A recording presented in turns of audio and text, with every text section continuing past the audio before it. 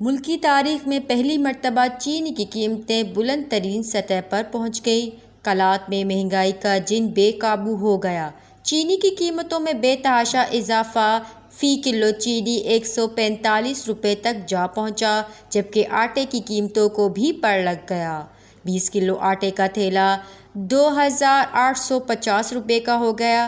ہوشربا مہنگائی سے غریب دیہڑی دار اور متوسط طبقہ نان شبینے کے لیے محتاج ہو گئے۔ مہنگائی کی وجہ سے کئی گھروں میں فاقہ کشی کے صورتحال ہے۔ حکومت نے اشیاء خوردنوش کی قیمتوں میں اضافہ کرکے غریب کے منہ کا نوالا بھی چھین لیا۔ تاجروں اور شہریوں نے وش ٹی وی سے گفتگو کرتے ہوئے کہا، یہاں کوئی پوچھنے والا نہیں ہے۔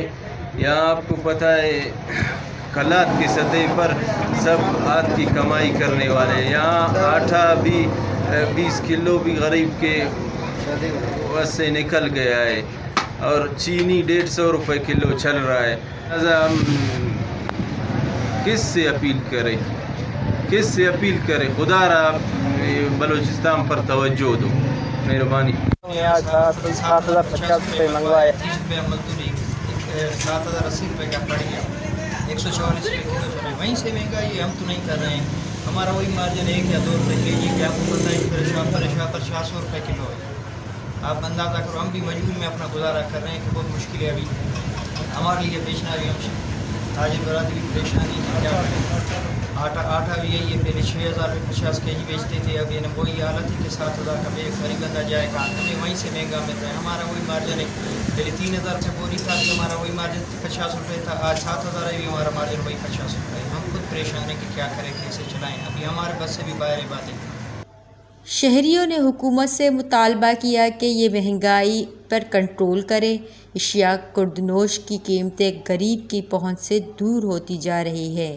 کھانے پینے کی اشیاء مہنگی ہوں گے تو لوگ کیا کھائیں گے؟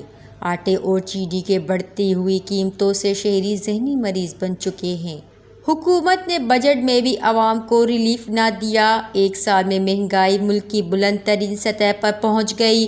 حکومت سے مطالبہ ہے کہ اپنے آخری دنوں میں عوام پر رحم و کرم کرکے عوام کو ریلیف دے اور اشیاء خوردنوش کی قیمتوں میں کمی کرے، تاکہ غریب اور متوسطہ طبقہ 2 وقت کی روٹی کھا سکے۔ وش نیوز، کلات۔